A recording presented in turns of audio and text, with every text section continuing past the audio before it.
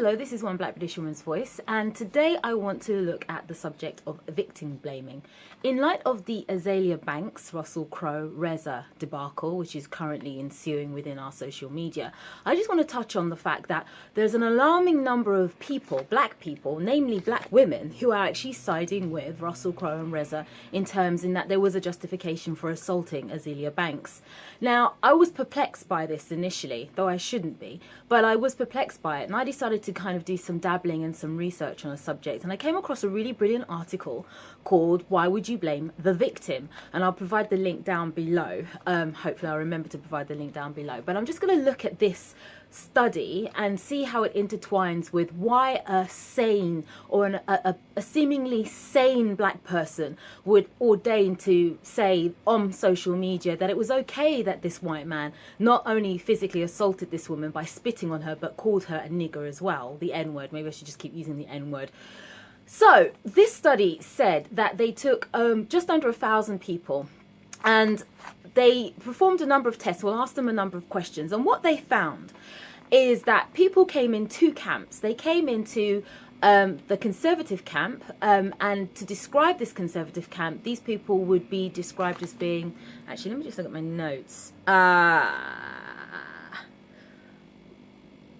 more conservative leaning people would tend to put a premium on traits such as loyalty, obedience and purity, whereas more progressive, socially, politically progressive people who have an eye on caring for the community, i.e. kind of more left-wing attributes, if you will, would focus or put a premium on attributes such as caregiving and fairness.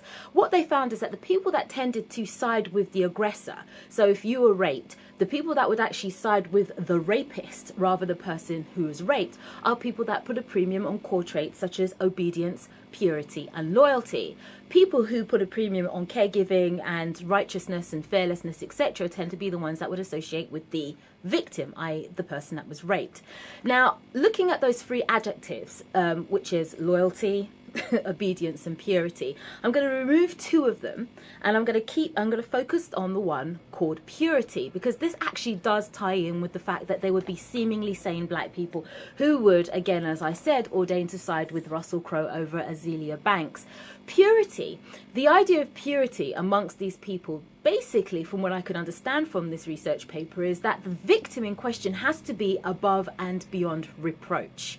An impossible standard for any person to acquire, an impossible pedestal for anyone to be able to sit on comfortably, but somehow there are quarters of people, sections of society, people who think that unless you are above and beyond reproach in every way, shape or form, you cannot ever be considered to be a victim in any given circumstance. And this is where I come on to Azealia Banks. Azealia Banks, what I've noticed when I've read comments on social media for people who justify Azealia Banks's assault, and apologies if I'm mispronouncing your name, mispronouncing her name, sorry, I'm acting as if she'd be watching this, why would she give a damn? But the reason why you would even think of siding with Russell Crowe, a white man, and Reza, this black rapper, over Azealia Banks is because Azealia Banks is not viewed as pure. If you look through a lot of social media, what I found is that before, when a comment was made about Azealia Banks, the beginning of the sentence would be, she's crazy, she's messy, she's cancelled. Azealia Banks is all these things, all these negative things and more. So right there, you're already given an indication that she's not considered a pure victim. Why this would supersede being assaulted, spat on and called a nigger, which is racist language, is a mystery to me. I cannot understand how this woman, who's known as being a bit of a hell of a cat within the music industry, should be so lambasted, so despised, that her simple, silly antics should be enough for you to condemn her as an unworthy victim. But again, the fact of the matter is, someone that would not empathize with the victim but empathize with the aggressor, according to this study, would expect the victim to be pure. They would also expect them to be loyal and obedient. I'm still not quite sure how I could tie loyalty and obedience within this scenario. As far as I understand, Azealia Banks has always been pro-woman, pro-black. I've never known her to be disloyal to the black community. In terms of obedience, well, then we all know, because we as women are expected to suck it up and take it. I suppose that's where the word obedience would fit into it. However, in terms of purity, as I said, what I've noticed in a lot of commentary condemning her, and what I mean is commentary from black people, because obviously I'm not incorporating white opinion on any damn thing on this subject matter in particular, from black people, is that she's not pure. Therefore, she is not deserving. I'm not quite expecting what kind of black person, therefore, is deserving of being spat on and called a nigger and isn't deserving of being spat on and called a nigger. Come again, or give me some criterion with which I could say, that makes a worthwhile black person. Is this why we're viewed as not having unity amongst us? I can only conjecture that, I can only guess that this is perhaps why. But this study was interesting. It gave me some really good insight. It also gave me insight into an experience I had a few years ago where, well, as I said, for legal reasons, I can't touch on it at this moment, but where as a black woman responding and defending myself, I am not seen as pure enough to defend. I also did a video, actually, I can't remember the title, but I do look at having to be the ultimate victim before you are deemed worthy to empathize with. But there was a number of contradictions in terms of you have to be the ultimate victim, but then you can't play the victim card. But anyway, that's a completely different video.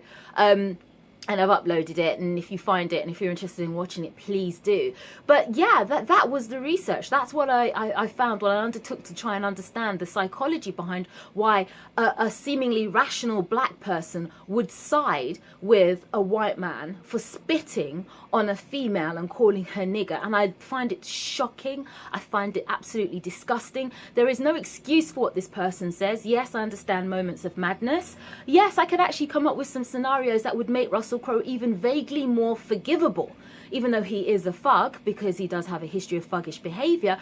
Maybe perhaps if he just threw her out of his house, yeah, that would make more sense. I understand from what I read about the night that he threw out of her house that she was running her mouth. Nonetheless, running your mouth is not a criteria with which you use to spit on someone and call them a nigger. Nigger also shows that there was a racist overtone to what he did as well. Or are you going to tell me that because Reza the rapper was at his blasted party, somehow that absolves him with racist actions and thoughts and beliefs?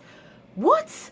Are you serious? If that's what you believe, feel free to cancel yourself. Anyway, that's one black British woman's voice, thoughts and opinions on this particular situation. Comment if you have any thoughts, if you disagree with me, if you agree with me, it's all good, comment. I'll be interested in actually to have some kind of discourse with other people about this subject.